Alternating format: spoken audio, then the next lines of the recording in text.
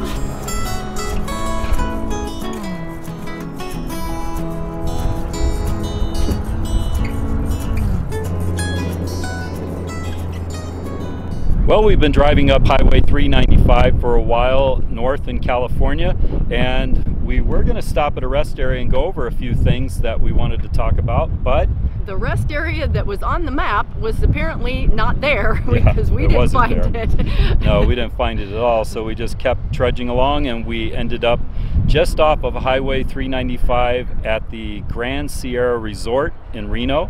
So we're going to stay the night here, but we'll take some time now to go over those couple of things that we wanted to talk about. One thing to keep in mind when driving up Highway 395 north in California is altitude. We pretty much stayed between 6,000 and 8,000 feet for most of the way, especially where all of the different attractions and places that we stopped to visit were. So you might want to take your time gradually going up if you have problems with altitude. And if you have a very bad problem, you might want to talk to a doctor before going up, they can give you medications and stuff to help with altitude sickness or to be a prophylactic, you know, to kind of help not get it. Right. And, you know, some of the other things you can do is just make sure you get a lot of rest, stay hydrated, things like that. Yeah, drinking a lot of water is really important. It really dries you out, and don't be surprised if when you're walking what seems like maybe just a little bit of a uphill grade or something, you get winded very quickly and feel like you can't catch your breath, because it's definitely different at higher altitudes. Right. Just doing the RV chores, you know, putting the cables away, things like that, you know, I found myself a little, you know, breathing a little bit more than normal. It wasn't, you know, that much of a problem, but for some people it could be. So just keep that in mind and consider what you might have to do to, you know, just be a little bit slower about going up in altitude and making sure you stay hydrated and those other things. Something else that comes up is the dog, traveling with our dog Barkley, and how he handles the situation with the traveling. Well, he does pretty good, I would say. He tends to, we kind of thought when we first started RVing, we had this dream that he was going to sit on the back seat of the truck and just stretch out and relax, but no. He prefers right on the floorboard on his blanket, right next to my feet, so that my feet are all scrunched up. with his head on the console staring at Bernie the whole time. Yeah, he never takes his eyes off me. Sometimes it's really eerie because I know he's sound asleep, but his eyes are looking at me. His eyes will be open, he'll be snoring, and he'll be staring at him. It's kind of weird. And he travels really well for the most part. He doesn't seem to be bothered by the elevation or anything like that. The one issue that he does have is he panics when he thinks we're going to stop. If Bernie makes any motion like he's going to stop or we slow down, even if it's at a stoplight, he will get all nervous and start barking, and I don't know, he thinks he's going to get left behind or something. I don't know what it is, but I guess he's anxious and wants to make sure he's coming along. But you'd think after 3 years on the road he would understand that he's coming along. He definitely likes being where he's at, though. But other than that, he's been no problem to travel with.